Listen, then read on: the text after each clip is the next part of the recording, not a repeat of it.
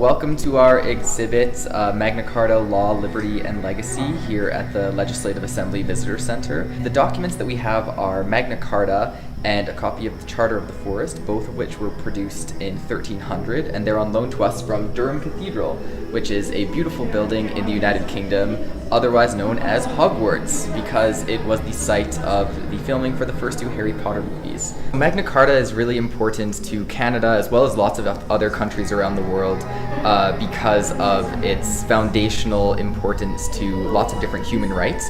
Originally, it was kind of just an agreement between two different groups of people, between the king, King John, and his barons. It was a peace treaty that only lasted for about 3 months. But since that time, our understanding of it has changed and evolved and expanded, and it's really provided this foundation for lots of different pieces of legislation around the world, including the Canadian Charter of Rights and Freedoms. So in our very first part of the display, what you can actually do is pick up some phones and listen in on the thoughts, the internal musings of different kings and barons and commoners, and learn about their experience with Magna Carta. Is this the real Magna Carta or the original Magna Carta? And the best answer to that question is our display right here, which shows over the years how many times Magna Carta was reissued. Because originally in 1215, it was only really in effect for 3 months, this temporary peace treaty between King John and the barons. The next year, his son, Henry III, he reissued Magna Carta, and it continued on throughout the centuries. And our version is from 1300. So it's based on the 1225 text, but it was produced in that year. So we're standing next to the Charter of the Forest. This is a document that's as old as Magna Carta, and it was originally part of Magna Carta in the 1215 negotiation of Magna Carta. This was part of it, and there are some historians who argue that this actually had a greater impact on commoners of the time and more people, and that might make it more valuable than Magna Carta. In 1215 or 1300 AD, the forests were where you grazed your animals, they're where you got the wood to build your home, so they were pretty integral. So this made a really life-changing impact. In 1215, they were all one document, and then by 1217, this, which is almost as big, you can see, as Magna Carta, had become important enough to warrant its own document, and it became a standalone charter.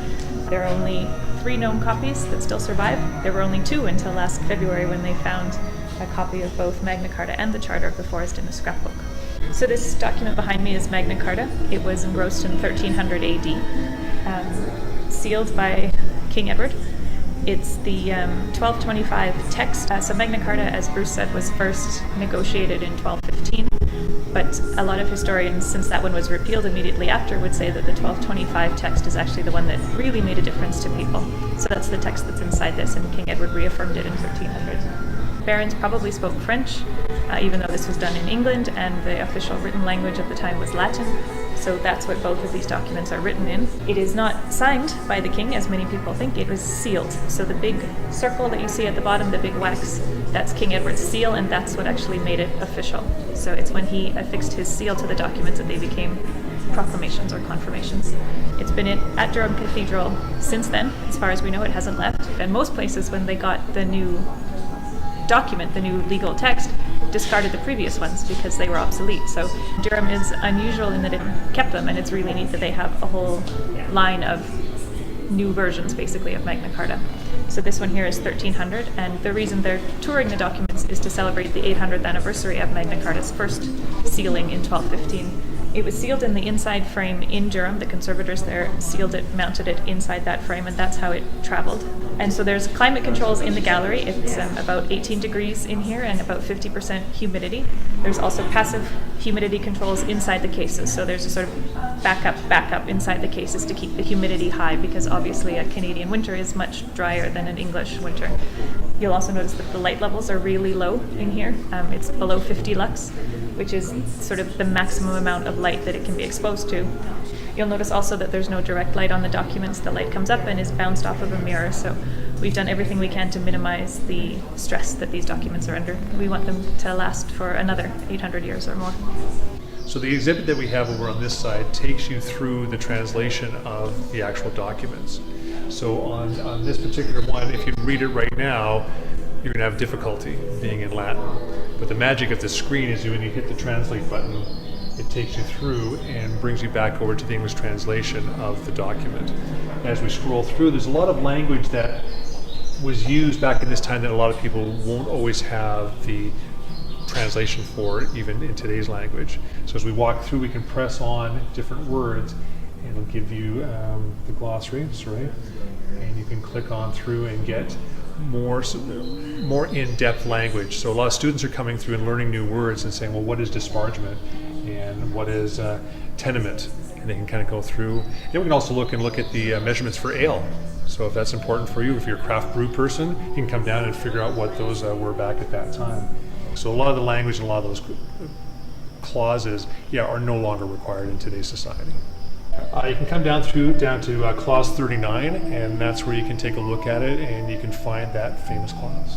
Our globe right here, it shows the truly global spread, even outside of the British Empire, of the principles of Magna Carta in countries such as Poland or Japan, that have nothing really to do with Great Britain, but that developed their constitutional documents after 1215. So one that I thought was really interesting is Poland right here, which I mentioned, because Poland actually, as our screen describes here, it has the second oldest written constitution in the world, apart from the United States. And so you can read a little bit more about Poland as well as many African countries. It's really kind of created in time zones here, so you can slide our screen around and find a different area of the world that you're interested in to learn about.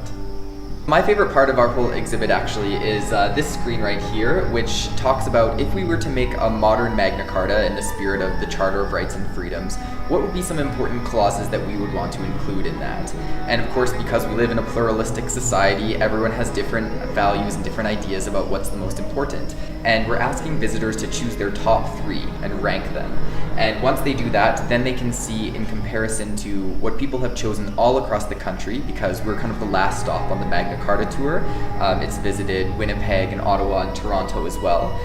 So if I had to rank them, I would probably choose planet Earth as number 1, very important obviously. Freedom of protest is important, education as well. Those would probably be my top 3. But you can, click on all locations and see all across Canada what people have chosen, as well as different museums down here. Magna Carta, what it means to us today is obviously very different than what it meant in 1215 when it was first created. So we can't really know, obviously, 800 years from now what people will think of Magna Carta or the other documents and constitutions and democratic ideas that have derived from it. But I think, really it'll just depend on every different era and its time and its values. They can reinterpret documents and traditions like this and apply them. So over here we have a Magna Carta, essentially, which has sort of the same idea as the one where you rank your values, but this one you actually get to craft it using words. So of course, because we're Canada, we have it officially bilingual in English and French, lots of different magnets, and people have added on some different things or rights that they want to see in their own Magna Carta. But we have tons and tons of them in a big box here, so people can come down and move them around and see whatever they want to see reflected. We're open from November 23rd till December 29th, pretty much every day except for Christmas from 9 a.m. until 8 p.m. And that's my latest Yegventure. Thanks for watching. Remember to like, subscribe, and comment on this video. And if you want more videos or more stories, visit Yegventures.ca.